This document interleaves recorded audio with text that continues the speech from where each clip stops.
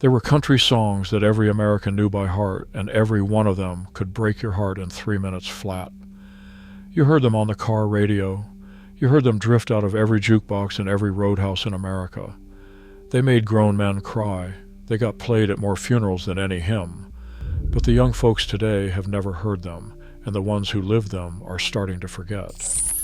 These are 25 country heartbreak songs every American grew up on, and the real stories behind them. Subscribe before we start so you don't miss any of our lookbacks. Number 25, Last Date, Floyd Cramer. Some heartbreak does not need a single word.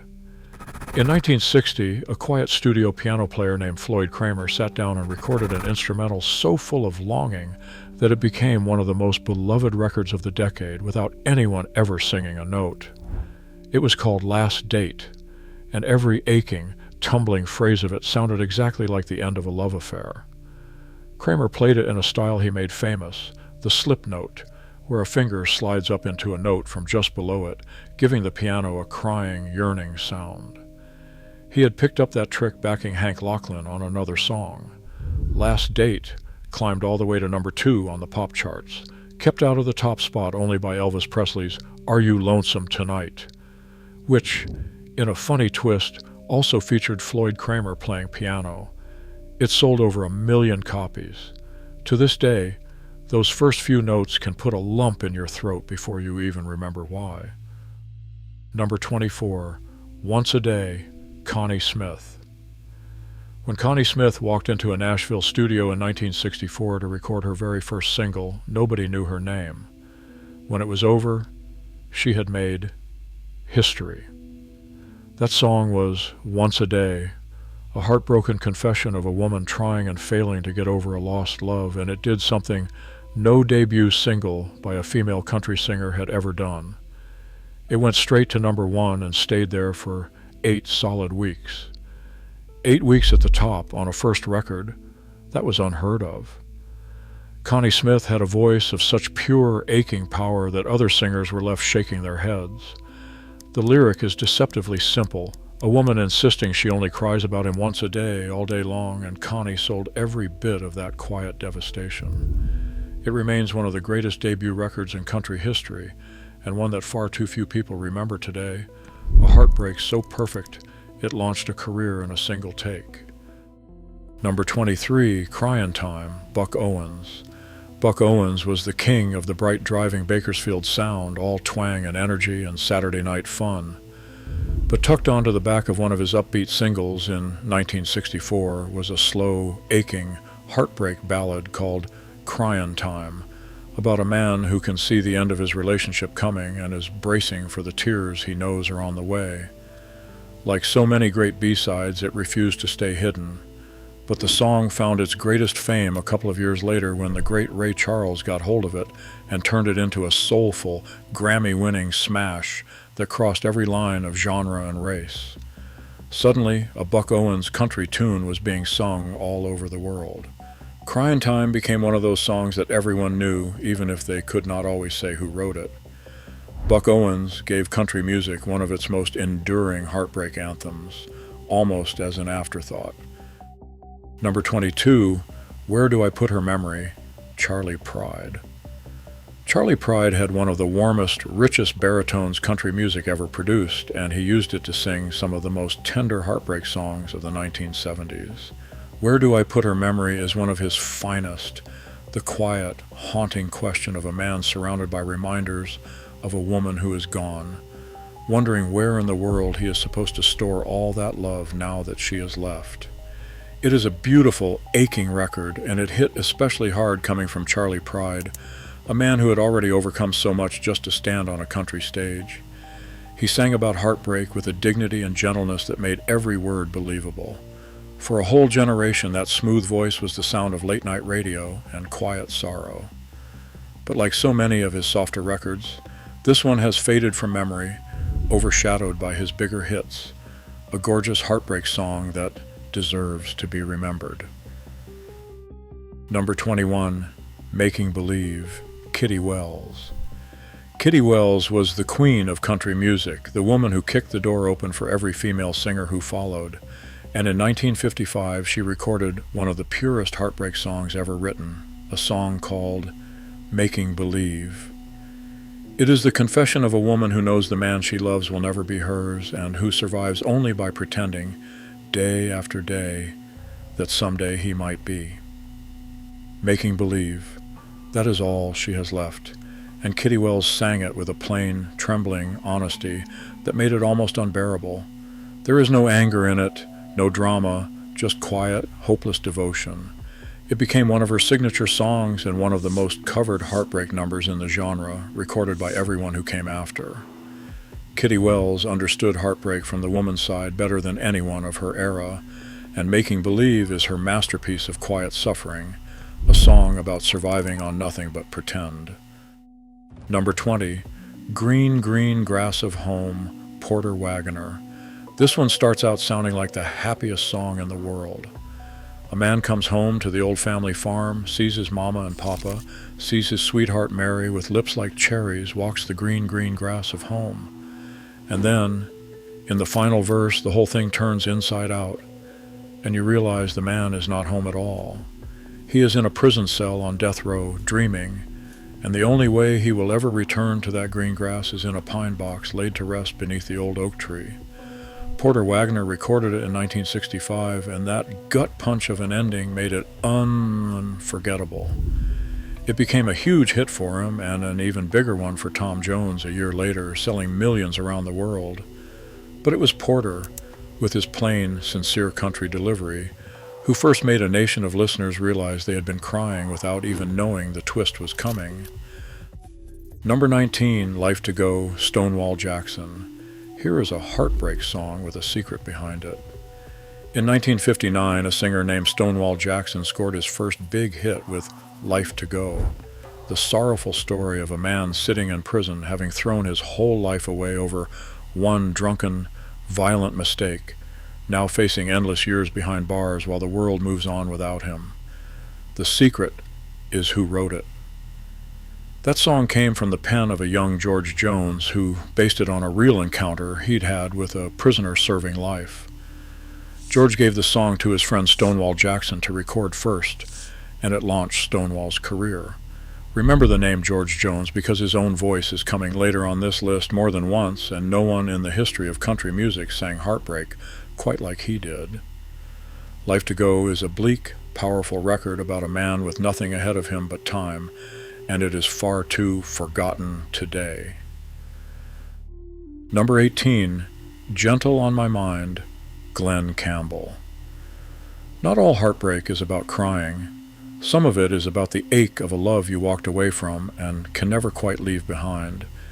Gentle on My Mind is a song about a drifter, a man who cannot stay with the woman he loves, but who carries her with him everywhere, down every back road and railroad track, her memory always gentle on his mind.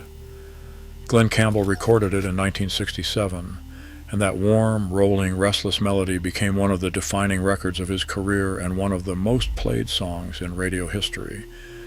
It is bittersweet rather than devastating, the sound of freedom and loss tangled together, of a man who chose the open road over love and quietly regrets it every single day.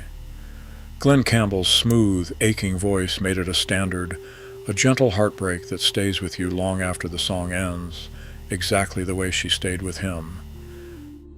Number 17, Sea of Heartbreak, Don Gibson. Don Gibson was one of country music's greatest writers of sorrow, the man who gave the world I Can't Stop Loving You and Oh Lonesome Me. But in 1961, he recorded a heartbreak song he did not write, and it became one of his most beloved records. It was called Sea of Heartbreak, and it painted loneliness as a vast, dark ocean, a man lost and drowning in the misery of a love that is gone. The strange magic of the record is that the melody is almost cheerful, bright, and bouncing along, even as the words describe a man sinking beneath the waves of his own despair. That tension, the sunny tune wrapped around the desperate lyric, is exactly what makes it stick in your memory. Don Gibson's warm, melancholy voice made the Sea of Heartbreak sound like a place every listener had visited at least once. It became a standard, covered for decades, a perfect little postcard from the loneliest waters a heart can sail. Number 16, Just Someone I Used to Know, Porter Wagoner and Dolly Parton. Before Dolly Parton was a superstar, she was the young girl singer on Porter Wagoner's television show, and together, the two of them made some of the most beautiful heartbreak duets country music has ever produced.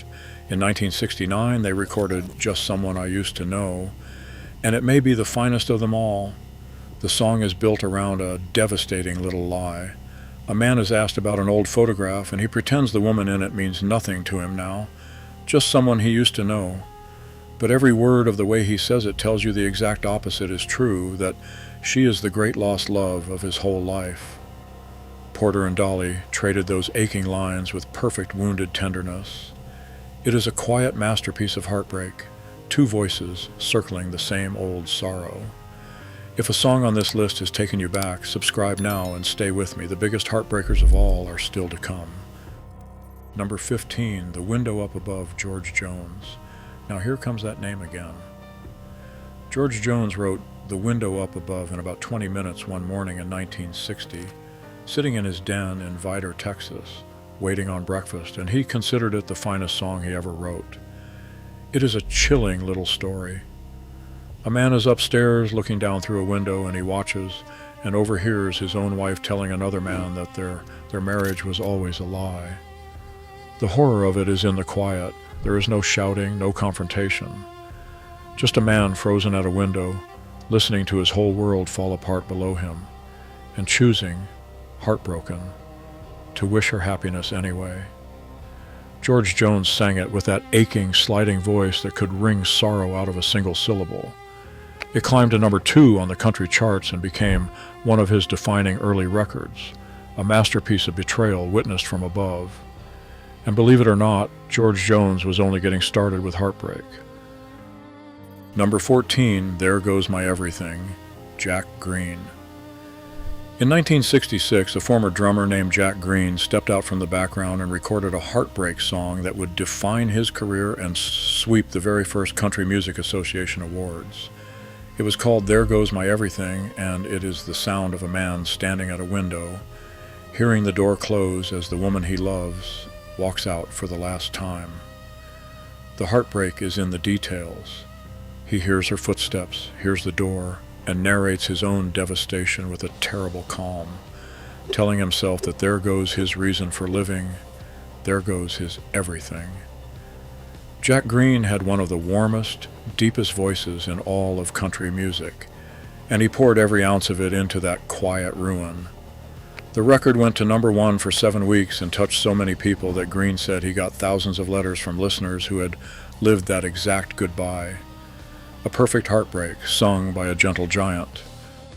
Number 13, Today I Started Loving You Again, Merle, Haggard. Sometimes the deepest heartbreak is not losing someone. It is realizing you never got over them at all. In 1968, Merle Haggard recorded a song he wrote with his wife Bonnie Owens, a quiet confession called Today I Started Loving You Again, about a man who thought he had finally moved past an old love, only to have all of it come flooding back in a single, helpless moment. Here is the remarkable part. It was released as a B-side, tucked away on the back of another single, and yet it became one of the most beloved and most recorded country songs of all time, cut by hundreds of artists around the world. There is something in that simple, devastating idea, the love you thought was over springing back to life against your will, that every human heart understands. Merle Haggard sang it plain and true and turned a throwaway B-side into one of the great heartbreak standards of the century. Number 12, Four Walls, Jim Reeves. Before Jim Reeves became the velvet-voiced legend known around the world, he made a record in 1957 that changed his whole career and helped invent a smoother sound for country music. It was called Four Walls, and it is the lonely lament of a man sitting alone in a room staring at four walls, waiting for a woman who is out with someone else and may never come back to him. The song marked a turning point. Reeves moved in close to the microphone and sang it soft and intimate, almost a whisper, and that gentle, aching delivery became the blueprint for the Nashville sound. Four Walls went to number 1 and crossed over to the pop charts, making Gentleman Jim a major star. It is a portrait of pure lonely waiting, a man boxed in by his own four walls and his own breaking heart. Reeves would die tragically young in a plane crash just a few years later, which only deepened the ache in every record he left behind. Number 11, Detroit City, Bobby Bare. Not every heartbreak is about a woman, some of it is about home. In 1963, Bobby Bare recorded Detroit City, the story of a southern country boy who left the farm and went north to work in the factories of Detroit, chasing a better life, and who now lies awake at night, aching to go home to the people and the fields he left behind. I want to go home, he sings, over and over, and you can hear a lifetime of homesickness in it. By day, he pretends to everyone that he is doing fine up north. By night, he cries himself to sleep wishing he had never left. It won a Grammy and became an anthem for millions of Americans who had made that same journey from the country to the city and left a piece of their heart behind. Bobby Bare's warm, weary voice made Detroit City one of the great heartbreak songs about the one thing you can never fully go back to: home, the way it used to be. Number 10, Sunday Morning Coming Down, Johnny Cash. Some heartbreak has nothing to do with romance at all. It is just the crushing loneliness of a man with nowhere to be and no one to see. Sunday Morning Coming Down is that feeling put to music, the story of a man waking up hungover and alone on a Sunday, wandering empty streets, hearing children laughing and church bells ringing, feeling utterly cut off from all the ordinary happiness around him. Chris Christopherson wrote it from the depths of a rundown Nashville tenement not long after his own wife had left and taken their daughter. Johnny Cash recorded it in 1970, and when he sang the line about wishing he was stoned, the network wanted him to change it. Live on his television show, Cash looked right into the camera and sang it exactly as written. That defiance and that bone-deep loneliness made it one of the most powerful records of his career, a portrait of a Sunday morning ache that anyone who has ever been truly alone will recognize instantly. Number 9, Hello Walls, Faron Young. Here is a heartbreak song where a lonely man is so far gone that he starts talking to the room. Hello Walls is exactly that, a man alone in an empty house after his love has left, greeting the walls, the window, the ceiling, like they are the only friends he has left, because they are the only things still there with him. The remarkable thing is who wrote it. A young, struggling, unknown songwriter named Willie Nelson was hanging around a Nashville bar with a stack of songs nobody wanted, and he played this one for the honky-tonk star Faron Young.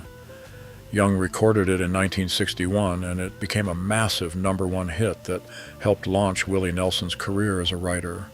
That image, a heartbroken man reduced to chatting with his own walls, is both a little funny and deeply, achingly sad. Faron Young sang it perfectly and gave country music one of its most unforgettable portraits of loneliness. Number 8, Sweet Dreams, Patsy Cline. Patsy Cline could break your heart like no one else, and Sweet Dreams is one of her most devastating records, made all the more haunting by the tragedy that surrounds it. The song is a bittersweet goodbye, a woman trying to wish sweet dreams to a love she cannot have, knowing she will lie awake aching for him while he sleeps peacefully without her. Patsy recorded it in early 1963, and it was released after her death. Because Patsy Cline was killed in a plane crash that March, at just 30 years old, at the very height of her powers. So Sweet Dreams became one of her final gifts to the world, that glorious, aching voice soaring over a melody of pure longing, a goodbye song that turned into a goodbye to Patsy herself. It remains one of the most beautiful heartbreak records ever made, and impossible to hear without thinking of everything the world lost that day. Number 7, Sing Me Back Home, Merle, Haggard. Merle Haggard spent real time behind bars as a young man, and he never forgot it. And out of that hard experience came one of the most moving heartbreak songs country music has ever produced. Sing Me Back Home is the story of a condemned prisoner being led to his execution who makes one final request. He asks a fellow inmate to pick up a guitar and sing him a song that will carry him home in his mind, one last time, before the end.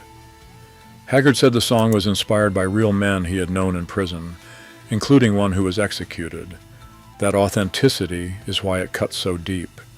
There is no self-pity in it, just a quiet, unbearable dignity, a doomed man asking only for a song to remember his mother and his home before he dies.